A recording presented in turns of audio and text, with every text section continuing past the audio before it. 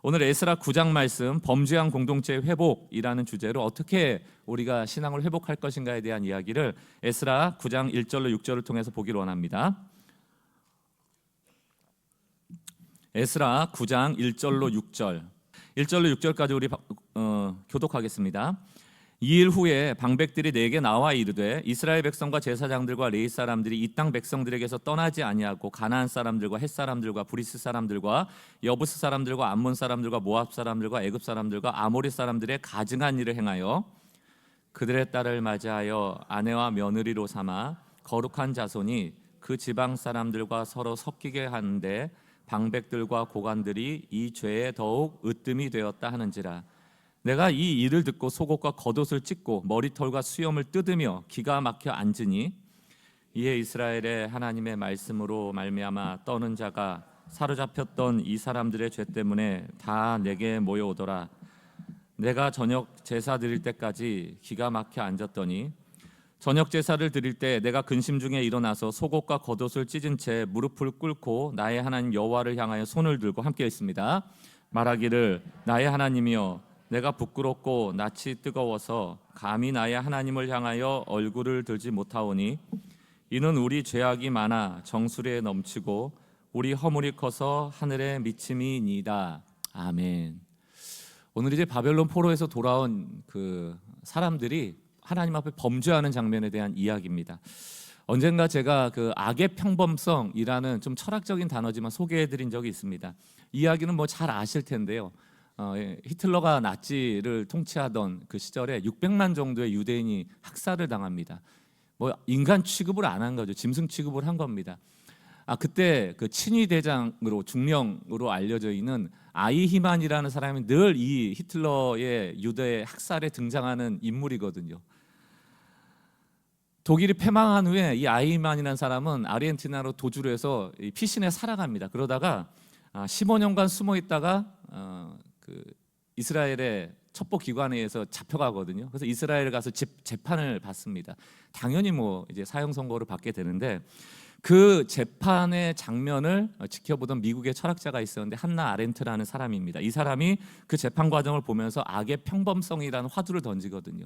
왜 이런 단어가 나오냐면 아이만이 나왔는데 600만이나 학살한 살인마라고 보기에는 너무 평범한 옆집 아저씨인 거예요. 그러니까 15년 동안 아르헨티나에 숨어 살 때도 그 뿔 달고 살았으면 신고했겠죠. 근데 모르는 거거든요. 악이라는 게 뭐 대단하게 뿔 달고 이상한 사람이 하는 게 아니고 정말 평범한 사람처럼 보이는 곳에 숨어 있는 거구나. 이런 걸 이제 발견한 겁니다. 게다가 아이만이라는 사람이 재판 과정에서 무슨 얘기를 하냐면 나는 나치의 지시를 받고 따른 사람이고 오히려 내가 나라의 월급을 받으면서 그 일을 하지 않았더라면 600만 학살을 하지 않았더라면 그게 오히려 직무유기고 그게 나한테 죄책감을 줬을 거다. 그런 얘기를 하거든요. 이게 말이 안 되는 얘기잖아요. 그러므로 나는 그냥 공무원으로서 할 일을 했기 때문에 무죄다 이렇게 주장을 합니다. 그때 한나 아렌트가 무슨 얘기를 하는가 하면 이는 유죄인데 무엇의 유죄인가? 생각 없음의 유죄이다 이런 얘기를 합니다. 생각, 이게 단지 생각이라는 게 통찰을 얘기하는 사유함을 얘기를 하는 거예요. 이 일의 결과가 어떠할지에 대한 생각 없음, 생각의 마비, 이것이 유죄이다 이런 얘기를 하거든요. 나치의 잘못된 가치관에 마비가 돼버리니까 공감 능력도 상실하고 현실 감각도 상실하고요. 이 결과가 어찌 될 것에 대한 생각도 없어지는 거예요. 사유가 마비되면 인간이 아닙니다. 짐승의 하나와 같아지는 거예요. 요즘 저희가 주일과 목요기도를 통해서 반복적인 메시지가 회개에 대한 얘기를 보고 있거든요. 예레미야도 회개고 오늘 예스라도 회개입니다.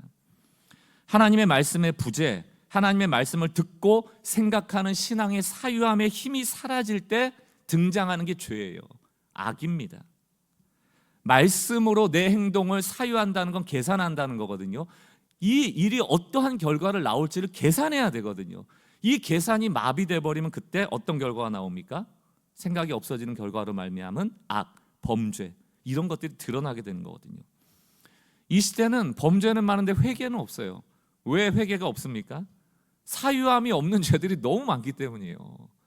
하나님의 말씀으로 사유하는 게 아니고 내 생각에 옳은 거, 그냥 내가 혼자 이렇게 생각해 보니까 기준이 없잖아요. 그냥 내 생각에 이게 좋은 것 같아. 내 감정에 이게 감정이 식혀. 내 육신에 이게 만족이 돼. 이게 나한테 이득이 돼. 그럼 뭐 하는 거예요.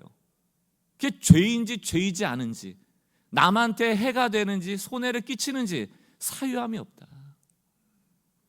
그러니 내가 한 일에 대한 죄책도 없고 잘못도 없으니 회개할 일도 없죠. 교회 안에도 많습니다. 세상의 가치관이 들어와서 이 교회라는 것이 나의 풍요를, 나의 감정을 그냥 나의 이득을 주는 것으로 여겨버리면 그 하나님 아니고 바알이거든요. 그런데도 나는 하나님이라 믿고 주장하는 거예요. 그게 사유함이 없는 겁니다. 왜? 말씀이 없기 때문이에요.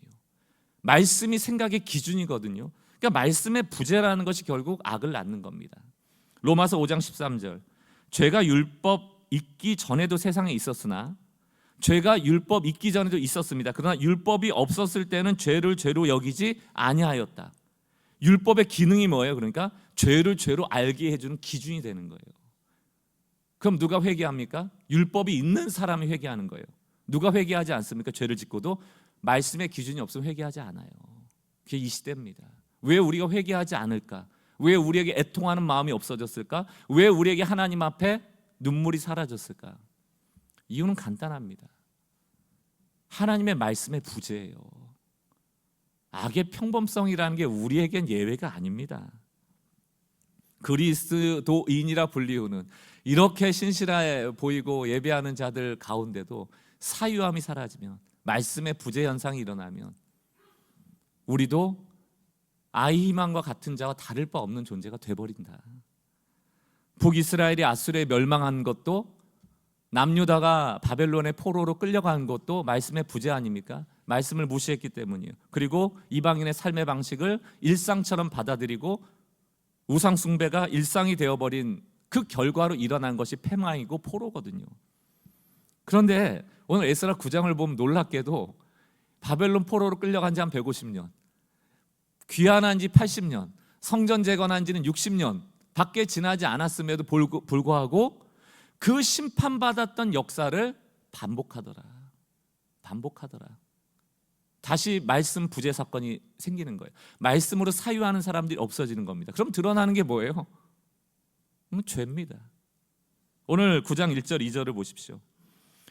에스라가 지금 복귀한 다음에 1차로 복귀한 지도자들 중에 몇 사람이 와가지고 에스라한테 지금 보고를 하는데 일종의 고발인 거예요. 무슨 고발인가? 1절, 2일 후에, 지금 7장 8장에서 돌아왔잖아요. 또 성전의 기물도 다 이제 반납하고, 2일 후에 방백들이 내게 나와 이르되 이스라엘 백성과 제사장들과 레위 사람들이 이 땅 백성들에게서 떠나지 아니하고, 이게 지금 이방 백성들 얘기하는 겁니다. 가나안 사람들과 헷 사람들과 브리스 사람들과 여부스 사람들과 암몬 사람들과 모압 사람들과 애굽 사람들과 아모리 사람들, 늘 우상 숭배할 때 나오는 명단이거든요. 명단 늘 이렇게 얘기합니다. 이게 죄 있을 때 이런 명단을 꼭 얘기를 해요. 가증한 일을 행했다. 그럼 가증한 일이 구체적으로 뭔가? 2절입니다. 그들의 딸을 맞이하여 아내와 며느리로 삼아 거룩한 자손이 그 지방 사람과 서로 섞이게 하는데 방백들과 고관들이 이 죄에 더욱 앞섰다. 가장 많이 하더라. 으뜸이었다. 이렇게 얘기를 하고 있는 겁니다. 지금 문제의 핵심이 뭐냐면 결혼 문제인 거예요. 이방인과의 결혼 문제예요. 이방인과의 결혼 문제가 중요하게 다루어져야 되는 이유가 뭐냐면요, 이게 그냥 케이스가 아니에요. 여러 죄 중에 이방인과 결혼한 문제도 있었대가 아니고, 이 문제가 죄의 뿌리 같은 겁니다. 이걸 결혼 문제로 보시면 안 돼요. 이거는 죄의 근원에 대한 문제를 다루고 있는 거예요. 이스라엘이 하나님께 심판받을 때 모든 죄의 시작이 이것으로부터 시작하신다 봐도 과언이 아니에요. 뿌리가 살아있으면요 자랍니다. 성장하고요 열매를 맺게 되거든요. 이게 결혼 문제로 끝나는 게 아니고 악의 열매를 맺게 되기 때문에 하나님이 경고하시는 거거든요. 3절 4절 계속 봅니다. 이걸 알았기 때문에 에스라 보세요. 내가 이 일을 듣고 속옷과 겉옷을 찢고 머리털과 수염을 뜯으며 기가 막혀 앉으니, 기가 막혔다. 이해가 되세요? 이래버린 거예요. 넋이 나갔다고 그러죠. 어떡하지? 에스라 왜 왔어요 지금? 율법을 가르치고 율법을 준행하고 율법대로 살도록 하기 위해서 온 건데, 지금 그 고발을 듣는 순간 넋이 나가는 거예요. 이게 무슨 일이지? 4절, 이에 이스라엘의 하나님 말씀으로 말미암아 떠는 자가 사로잡혔던 이 사람들의 죄 때문에 다 내게로 모여오더라. 내가 저녁 제사 드릴 때까지 기가 막혀 앉았으니, 기가 막혀 앉았다가 2번이나 반복됩니다. 망연자실. 왜 이렇게 에스라가 이 문제의 심각성을 느꼈을까? 이게 죄의 뿌리이기 때문에 그래요.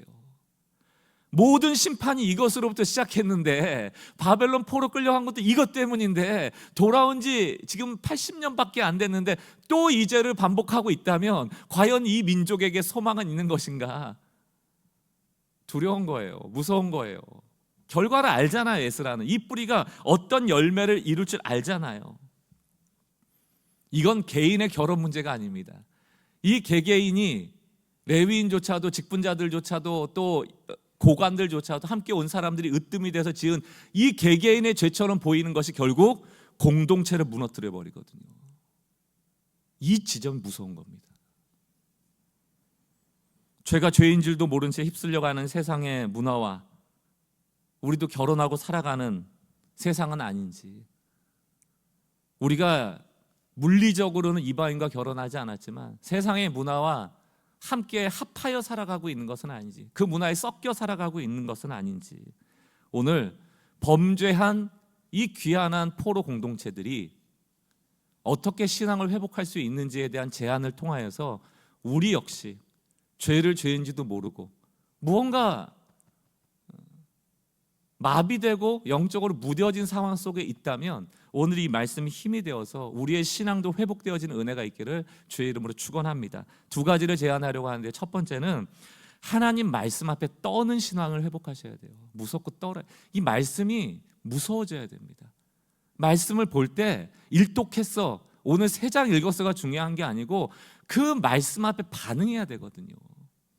말씀을 두려워하고 떤다는 게 뭡니까? 이거 가볍게 여기지 않는다는 거예요. 해치우도 읽어버리고 끝내는 게 아니라는 겁니다. 반응한다는 거예요. 이거는 꼭 지켜야 된다라는 무거운 마음을 갖는 거예요. 가볍게 말고 무거운 마음, 부담되는 마음. 내가 이 말씀을 지키지 않아 죄가 되었을 때 하나님과 단절된다라는 두려움, 심판받을 수 있다라는 떨림, 이런 하나님의 말씀 앞에 경외감을 회복해야 된다는 것을 꼭 말씀드리고 싶습니다. 사무엘상 2장 3절에 보면 한나가 사무엘을 얻을 때 했던 기도의 내용이 나오는데 이런 내용입니다. 심히 교만한 말을 다시 하지 아니할 것이며 오만한 말을 너희 입에서 내지 말지어다. 여호와는 지식의 하나님이라 우리의 모든 행동을 어떻게 하신다고요? 달아보신다. 하나님께는 저울이 있어요. 오늘 예배하는 우리를 향하여서도 왁구나가 아니에요. 한 사람 한 사람을 다 저울에 대십니다. 이 예배라는 행위의 무게를 재신다고요. 성경을 읽을 때 그 있는 행위만을 보는 게 아니고 그 행위를 재시는 거예요. 달아보십니다. 우리의 기도를 달아보십니다. 우리의 순종을 달아보세요. 하나님은 결코 겉모습에 속지 않으세요. 지식의 하나님, 모든 걸 아신단 말이에요. 그분은 속일 수 없단 말이에요. 그분에게 저울이 있기 때문에. 하나님께서 유다 백성들이 성전을 재건한 후 60년밖에 지나지 않아서 너희가 가벼워졌다라고 말하는 거예요. 다시 말하면 나의 말씀을 무시하고 무심하고 그 말씀에 무지하다는 얘기를 하는 겁니다. 우리는 어떠한가? 하나님은 항상 이스라엘에게 말씀으로 주셨고 말씀으로 다가오셨습니다. 왜 그런가? 그 말씀 안에 하나님과 우리의 언약이 들어있거든요. 그러니까 우리가 말씀이 없잖아요. 말씀 앞에 반응하지 않잖아요. 그러면 하나님과 아무 상관이 없는 존재가 돼버리는 거예요. 그게 단절입니다. 우리가 하나님과 관계가 있다, 우리가 하나님과 상관이 있다라는 뜻은 무슨 뜻입니까? 그 말씀으로 맺어져 있다라는 거예요. 하나님이 말씀하셨고 그 말씀 앞에 반응함으로 그 관계가 맺어지는 거거든요. 근데 우리가 말씀에 무지하고 말씀을 무시하고 말씀에 무심히 여긴다면 우리는 하나님과 아무 관계가 없죠. 그래서 신명기 7장 1절 이런 말씀을 주시는 겁니다. 내 하나님 여호와께서 너를 인도하사 내가 가서 차지할 땅으로 들이시고, 가나안 땅이죠. 2절을 중략하고 3절 그 가나안 땅에 들어갈 때 그들과 혼인하지 말지니 내 딸을 그들의 아들에게 주지 말 것이요 그들의 딸도 내 며느리도 삼지 말라, 이렇게 말씀하셨거든요. 이 말씀에 반응할 때 하나님과 우리와 관계가 있는 거예요. 여러분, 이 말씀을 오해하시면 안 됩니다. 이건 인종차별 얘기가 아니에요. 유대인과 반유대인으로 잘라놓고 너희 둘은 절대로 섞이면 안 돼, 이런 말이 아니에요.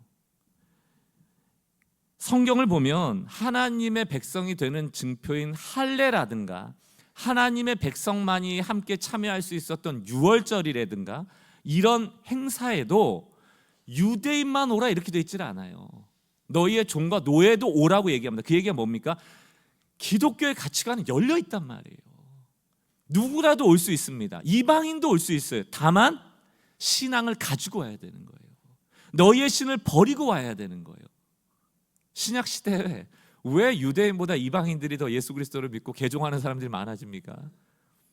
기독교 신앙은 열린 신앙이 온 인류를 구원하기 위한 신앙이지 유대인을 위한 신앙이 아니에요. 여기 앉아있는 교인들만을 위한 신앙이 아니에요. 우리 하나님은 교인에게만 관심 있는 게 아닙니다. 우리 하나님은 교인에게만 복 주기를 원하시는 분이 아니에요. 악인과 선인에게 똑같이 비를 주시고 해를 주시는 분이거든요. 하나님은 온 세상을 사랑하사 독생자를 주신 거거든요. 편협한 신앙이 아닙니다. 하나님이 편협하기 때문에 야 유대인 말고 혈통적으로 섞이면 안 돼 이런 얘기를 하는 게 아닙니다. 이유가 있죠. 왜 이방인들하고 결혼하지 말라 하는가? 4절을 보겠습니다. 그가 내 아들을 유혹하여 그가 여호와를 떠나고 다른 신들을 섬기게 함으로 여호와께서 너희에게 진노하사 갑자기 너희를 멸하실 것입니다. 왜 이방인과 결혼하지 말라고 했습니까? 내 아들을 유혹하여 그 이방인 여인이 여호와를 떠나게 한다니까요. 그들의 신을 가지고 와서 우상 숭배하게 한다니까요. 그러면 하나님 그걸 참으실 수 있어요? 심판하시겠죠. 예레미야 주제, 하나님이 심판하시면서 끙끙 앓으신다고요. 하나님 마음이 아들, 자녀들 심판하는 게 즐거운 일이겠습니까? 심판하기 원하진 않아요. 좋은 관계를 맺으며 내가 말하는 그 말씀 앞에 반응하며 순종하는 자녀 되기를 원하는 마음으로 가득한데 너희가 나를 떠나고 우상을 숭배해서 내가 너희를 심판하는 이 악순환을 하나님 원하시지 않는 거예요. 이거는 철저하게 영적인 문제입니다. 결혼의 문제가 아니라 영적인 문제. 그래서 이게 이방 여인하고 결혼한다? 이게 결혼의 문제, 케이스의 문제가 아니란 얘기예요. 영적인 문제, 죄의 뿌리에 대한 문제다.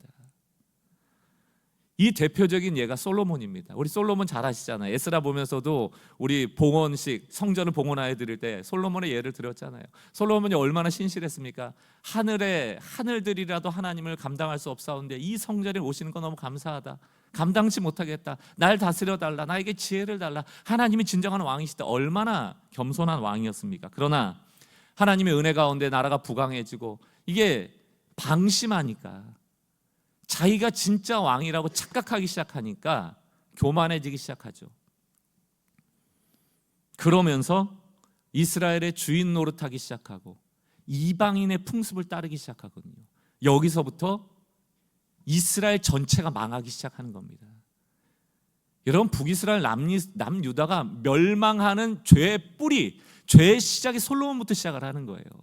그 시작이 무엇이었는가? 이방인과 결혼입니다. 이게 이렇게 무서운 거예요. 영적인 문제거든요. 열왕기상 11장이 좀 길긴 하지만 이걸 우리의 메시지로 보면서 좀 한번 같이 읽어보려고 합니다. 1절부터 봅니다.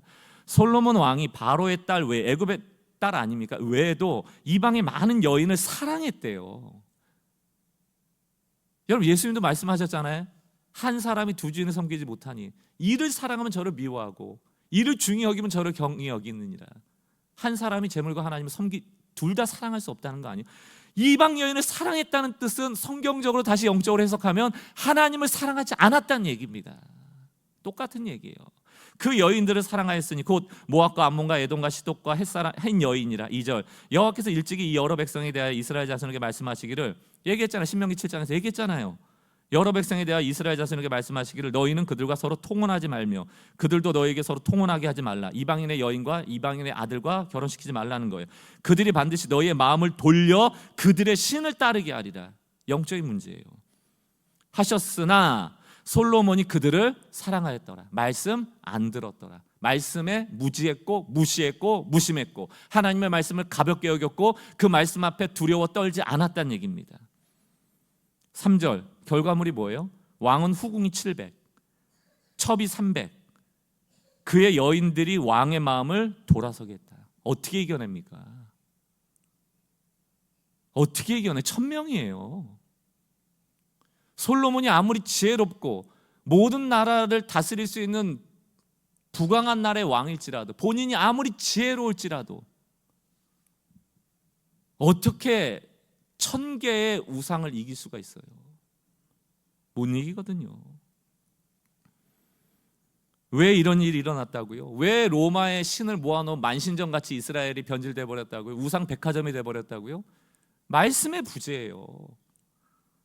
열왕기상 11장 10절, 이 일에 대하여 명령하사 다른 신을 따르지 말라 하셨으나 그가 여호와의 명령을 따르지 않았다.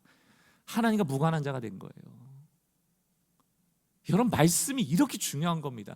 성경 읽독, 성경 읽어라, 이게 의무가 아니고요, 그냥 하나님과 우리가 연결될 수 있는 유일한 통로예요. 말씀이 그겁니다. 통로입니다. 말씀 없이는 우리는 아무 상관이 없는 존재예요, 하나님하고. 솔로몬은 그랬겠죠. 다른 나라 왕도 다 이렇게 통치합니다. 왜 정략 결혼해야지, 강대국하고 엮여 있어야지, 그 나라가 우리를 함부로 보지 않고 침입도 안 하고, 다른 강대국이 왔을 때 우리가 서로 결혼한 상태니까 뭐 도와주기도 하고, 이런 것 따른 것 아닙니까? 하나님 의지 안 하는 거예요. 오늘 에스라 9장에 지금 이 상황이 온 겁니다. 또 죄의 뿌리가 반복되고 있는 거예요. 그때 다행인 것은 말씀 앞에 반응하는 사람들이 등장해요. 에스라 9장 3절과 4절입니다. 내가 이 일을 듣고 속옷과 겉옷을 찢고 머리털과 수염을 뜯으며 기가 막혀 앉으니, 4절, 이에 이스라엘의 하나님의 말씀으로 말미암아 떠는 자가 있더라는 거예요. 이게 무슨 얘기입니까? 하나님 말씀에 반응하는 자. 에스라와 같이 이게 죄의 뿌리인데, 이것 때문에 바벨론의 포로로 끌려갔었는데 또 일이 반복되면 안 되는데, 하나님 두려운 분인데, 하나님을 경외해야 되는데, 이렇게 말씀 앞에 두렵고 떨었던 자가 있었다는 거예요. 그들의 역사 인식은 무엇인가? 그 다음 절에 나옵니다. 사로잡혔던 이 사람들의 죄 때문에. 이들은 아는 거예요. 우리가 왜 사로잡혔던가, 왜 포로로 끌려갔던가, 바로 이 죄 때문이 아니었던가. 이거를 깨닫는 사람은 두려워합니다. 이거를 깨닫는 사람은 애통해하고요, 이거를 깨닫는 사람은 울어요. 이거를 깨닫는 사람은 두렵습니다. 근데 여기에 무감한 사람들은 몰라요. 여러분, 말씀이 기준이 되어야만 현실을 정확하게 직시하게 돼요. 문제를 정확하게 보게 됩니다. 죄로 인한 심판의 역사를 기억하고 그런 역사를 반복하지 않기 위하여 신명기 7장을 기억해내야만 이 상황 앞에 두렵고 떨 수 있는 거예요. 왜 그렇게 포로 1차에 돌아올 때 막 다윗의 왕가의 가문이었던 스룹바벨을 필두로 해서 제사장 가문들이 왔습니까? 왜 그 혈통을 잡고 그 순수성을 지키려고 했습니까? 이 죄 안 지려고 그랬던 거잖아요. 혈통을 모르는 제사장은 제사장이었음에도 불구하고 일을 안 시켰잖아요. 그 순수성 지키려고 했던 것 아닙니까? 사랑하는 성도 여러분, 우리에게 적용해 보세요. 여러분 삶에서 오늘 하나님 앞에 나올 때, 두렵고 떨리는 마음으로 나올 때, 여러분에게 돈이 없어서, 건강의 문제 때문에 일이 안 풀려서 어려운 사람을 만나서 두렵고 떨리는 마음으로 오신 분들이 부지기수 아닐 거냐고요. 이 문제 해결해 달라고. 그런데 그럴 수 있죠. 현실이 우리 두렵게 할 수 있는데, 오늘 하나님이 말씀하실 때 그 말씀 앞에 두렵고 떠는 일이 우리에게 있는가? 꼭 기억하셔야 돼요. 하나님 말씀 앞에 두렵고 떨지 않으면 세상이 우리를 두렵고 떨게 만듭니다. 여러분들이 세상에 대해서 두렵고 떨리는 마음으로 하나님 해결해 달라고 왔어요. 그러나 하나님의 말씀을 두렵고 떨리는 마음으로 받지 않는데, 그 말씀이 무슨 능력이 되고 무슨 효험이 되고 우리 삶의 실제가 되겠습니까? 하나님의 말씀을 무겁게 여겨야 된다. 사단은 두려움의 영입니다. 하나님의 말씀을 두려워하든가 사단이 주는 마음으로 두려워하든가, 둘 중에 하나예요. 우리는 오늘 이 말씀을 붙잡으세요. 이사야 66장 2절입니다. 함께 한 목소리 읽어봤으면 좋겠습니다. 시작. 나 여호와가 말하노라, 내 손이 이 모든 것을 지었으므로 그들이 생겼느니라. 무릇 마음이 가난하고 심령에 통회하며 내 말을 듣고 떠는 자, 그 사람은 내가 누굴 돌봐요? 하나님 말씀에 두렵고 떠는 자들이에요. 여러분, 하나님 말씀 앞에 자기의 삶을 돌아보는 자는 반드시 그 심령이 가난해집니다. 애통하게 돼 있어요. 왜? 부족한 게 너무 많거든요. 하나님 앞에 못난 게 너무 많거든요. 교만할 수가 없거든요. 늘 겸손합니다. 이게 신앙의 선순환이에요. 하나님의 말씀 앞에 나가고 그 기준 앞에 나를 비춰보고 심령이 가난해지고 애통해지고 팔복 아닙니까? 그 자에게 복이 임하는 거예요. 하나님 돌보시거든요. 이 돌보심의 은혜가 말씀 앞에 떠는 자 위에 주어지길, 그 성도가 우리 있는 교회 성도 되길 주의 이름으로 축원합니다. 두 번째, 무엇이 우리의 신앙을 회복시키는가? 거룩한 분노로 중보하여 기도하는 신앙을 회복하셔야 돼요. 요즘 뉴스 보면은 뭐 별별 일이 다 있어요. 뭐 전쟁의 소문도 있고요, 막 테러도 있고요, 뭐 나쁜 놈들 얘기도 많고요. 그럼 여러분 TV 볼 때마다 어때? 막 끄고 싶죠. 욕하잖아요. 막 저런 놈은 다 그냥 감옥에 나가서 평생 썩어야 된다는 등, 뭐 저 인간들은 뭐 사형시켜 버려야 된다는 등 막 분노하잖아요. 그게 맞죠. 뭐 그 사람들을 우상처럼 추앙하면 그 제정신이 아닌 사람이죠. 그 거룩한 분노죠. 저렇게 안 됐으면 좋겠다는 마음이죠. 그러나 문제는 그 분노가 신앙적으로 볼 때 거룩한 분노라고 할지라도 분노로 끝나면 안 돼요. 여러분, 분노는 결코 덕을 이루지 못합니다. 분노는 그리스도의 사랑을 드러내지 못하고요, 분노는 하나님의 복음을 드러내지 못해요. 분노는 항상 사람의 마음을 상하게 만들고 공동체를 파괴합니다.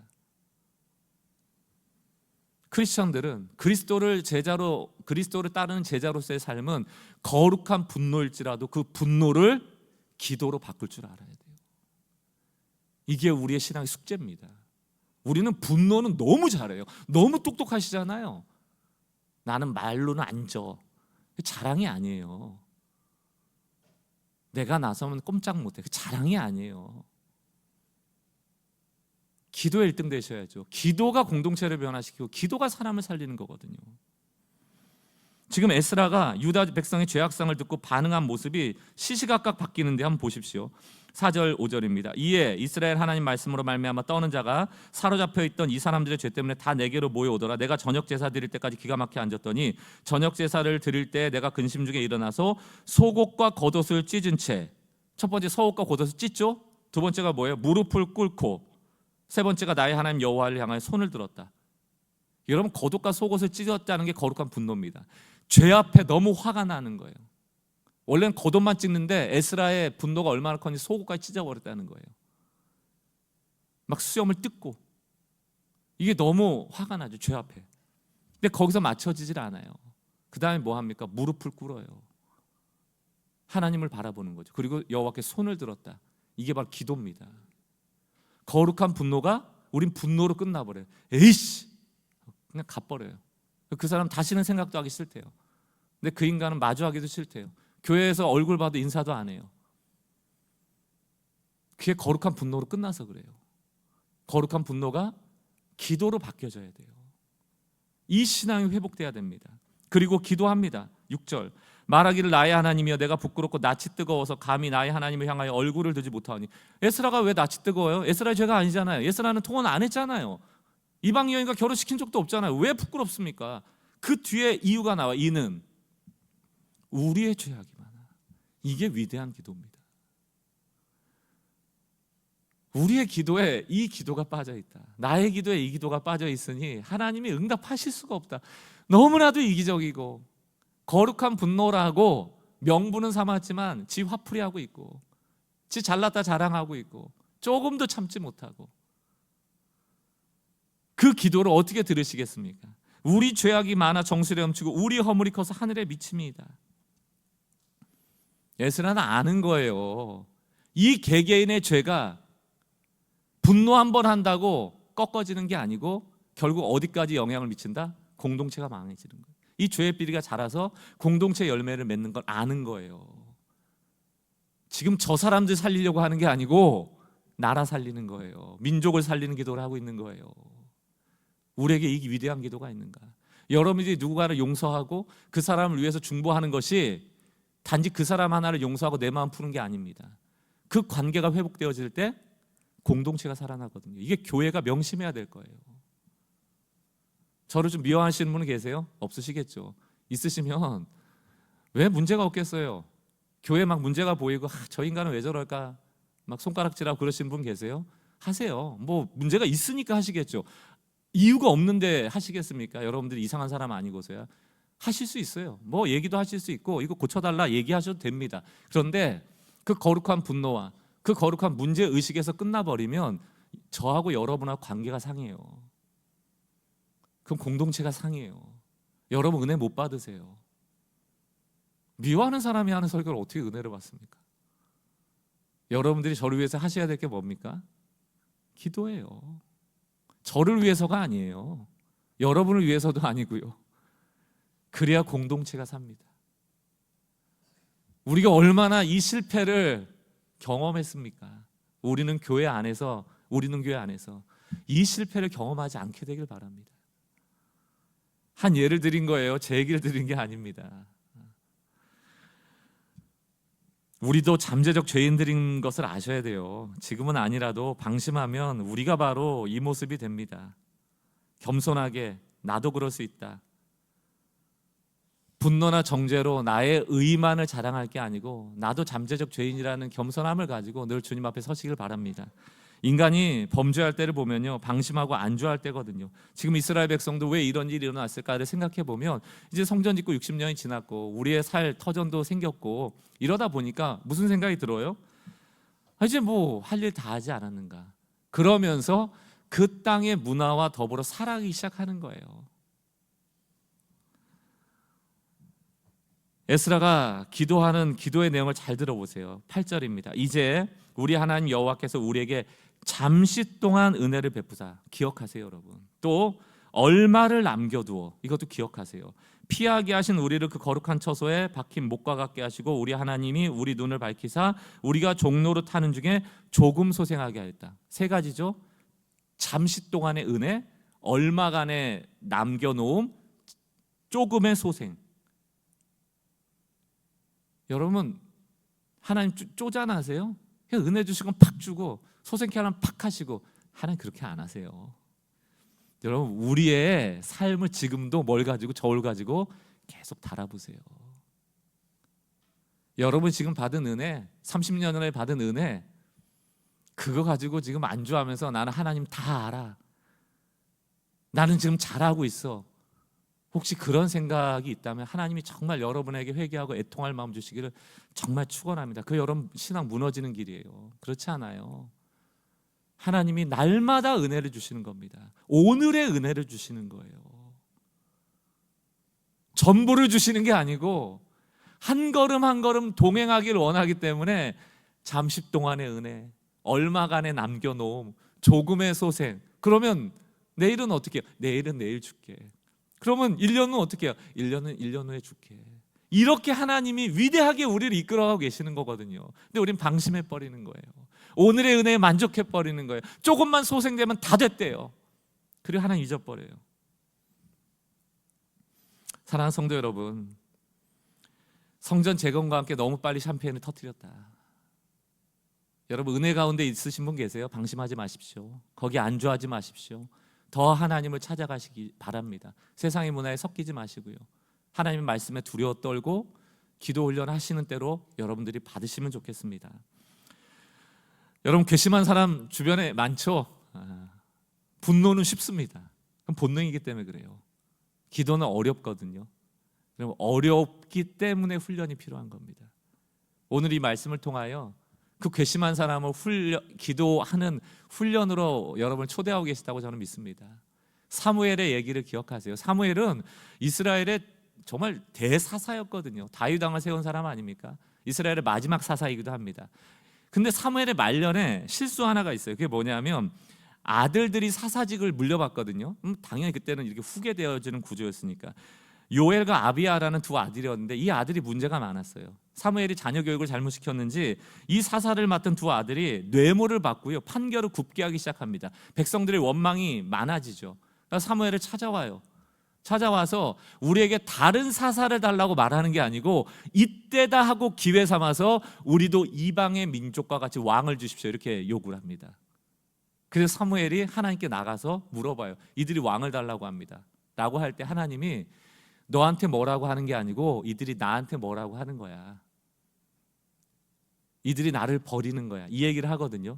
여러분 잘 생각해 보세요. 이 상황을. 사무엘이 일평생을 이스라엘을 위해 헌신했습니다. 근데 두 아들 그 사건 때문에 사무엘한테 와가지고 스트라이크 한 거예요. 여러분 이거 섭섭할까요? 안 섭섭할까요? 섭섭하죠. 거기에다가 하나님이 왕이신데 왕을 달라고 이방의 문화를 따라하겠다고 괘씸해요, 안 괘씸해요? 괘씸하죠. 근데 하나님한테 기도했더니 하나님이 그 왕을 준다는데 찬성해야 안 해요? 반대했죠. 그럼 저 같으면 이스라엘 백성들한테 쫓아갈 것 같아요. 야, 내가 지금 내 일평생을 너희한테 헌신했는데 너희가 나한테 이럴 수 있어? 이 두 아들 때문에. 게다가 내가 기도해봤거든. 하나님 왕 그거 안 된대. 나쁜 놈들. 내 천벌 받을 거야. 이럴 수 있죠. 이럴 수 있죠. 그러나 하나님께서 세워라. 반대지만 해보라고 해라. 사실은 내버려 두신 거거든요. 그래서 사무엘을 통하여 사울왕이 세워지잖아요. 여러분, 이러한 상황 속에서 사울왕을 다 세워놓고 이제 왕이 세워졌으니까 사사는 은퇴해야 되잖아요. 그 은퇴하는 장면이 열왕기상 12장에 나오는데 그때 위대한 고백을 합니다. 세 번역으로 볼게요. 나는 당신들이 잘 되기를 기도할 것입니다. 이게 사무엘이에요. 왜 안 섭섭하겠습니까? 왜 안 괘씸하겠습니까? 이 사울왕이 잘하리라는 거 아마 사무엘은 알았을 겁니다. 잘 못했을 거예요. 왜? 버릴 거니까. 하나님 이제 이 사람의 왕이 나타났으니까 하나님 버릴 거 너무 뻔하고 이방의 방식 올 거 너무 뻔하잖아요. 사무엘은 이들을 떠나버리지 않아요. 나만 살겠다고, 야 이제 너희 심판받을 것 같은데 나는 딴 나라 가 살게가 아니고, 나는 너희 곁에 있을 거고 나는 너희가 잘 되기를 기도할 거고, 내가 기도하는 일을 그친다면 그것은 내가 하나님께 죄를 짓는 것입니다. 이게 개역개정 성경으로 여러분 잘 아는 말씀이에요. 나는 기도를 쉬는 죄를 범치 않겠습니다. 누구를 위하여? 나를 섭섭하게 한 너희를 위하여, 하나님을 떠날 수 있는 너희를 위하여. 이게 사무엘의 기도예요. 이게 쉬운 일 아닙니다. 저는 분노 중에라도 기도라는 어려운 선택을 하는 우리가 되었으면 좋겠습니다.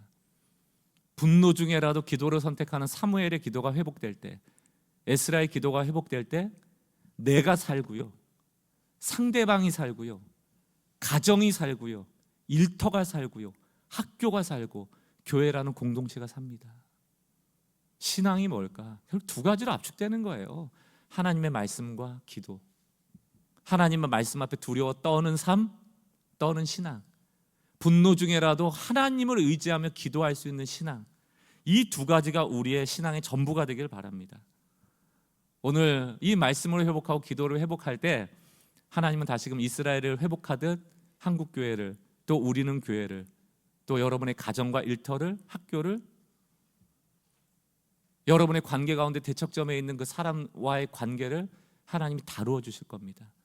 한 주간도 그 은혜가 있는 우리 성도들의 삶이 되기를 주님의 이름으로 축원합니다. 우리 오늘 부흥이라는 찬양입니다. 좀 나라도 어렵고요, 교회도 어렵습니다. 통계 자료를 보니까 2050년까지 한 3분의 1이 기독교인과 준다는 얘기를 해요. 저는 그걸 믿지는 않습니다. 통계를 믿지 않는다는 뜻이 아니고 그 통계 안에는 하나님의 역사는 계산되어 있지 않아요. 왜 부흥을 주시지 않겠습니까? 저는 숫자가 중요하다고 생각하지 않습니다. 이제 다음 주까지 에스라를 마치고 갈라디아서를 설교할 텐데 그 주제가 복음 부흥이에요. 숫자 부흥은 허수예요. 끌어모을 수 있습니다. 복음의 은혜를 아는 우리가 다시 복음으로 돌아가는 거예요. 복음으로 리바이벌, 그 복음이 되살아날 때 그것이 나를 살리고 내 주변을 살리는 역사가 되는 거거든요. 부흥이 필요할 때입니다.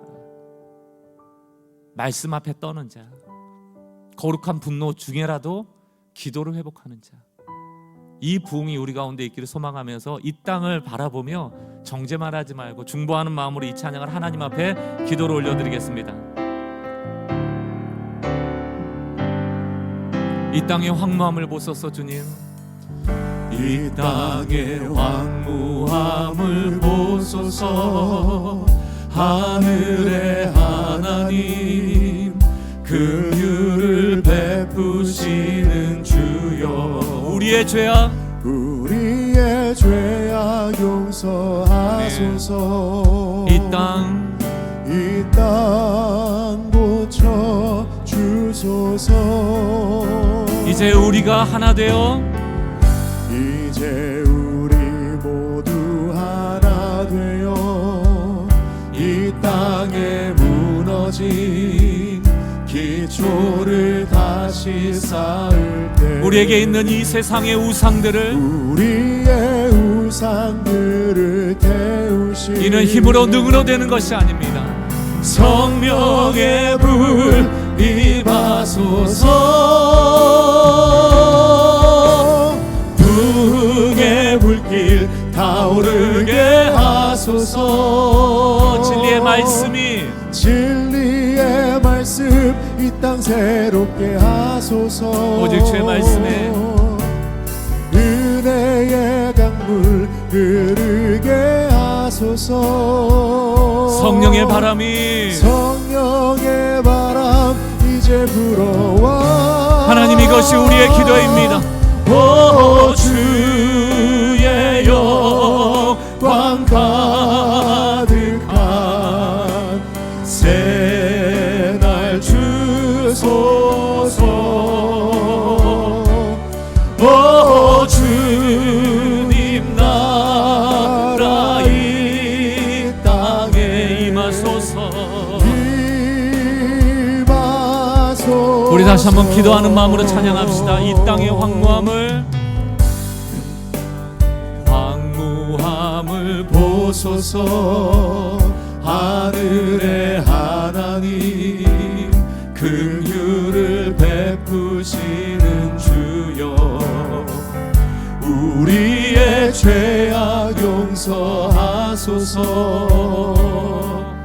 이 땅 고쳐 주소서 이제 우리가 하나 되어 이제 우리 모두 하나 되어 복음으로 기초를 쌓아가기를 원합니다. 주님 무너진 기초를 다시 쌓을 때 우리의 우상들을 태우시 성령님 성령의 불 임하소서 아멘 부흥의 불길 타오르게 하소서 진리의 말씀 이 땅 새롭게 하소서 은혜의 강물 흐르게 하소서 성령님 바람을 불어주십시오. 성령의 바람 이제 불어와 우리가 가는 곳마다 오 주의 영광 가득한 새날 주소서 오 주님 나라 이 땅에 임하소서.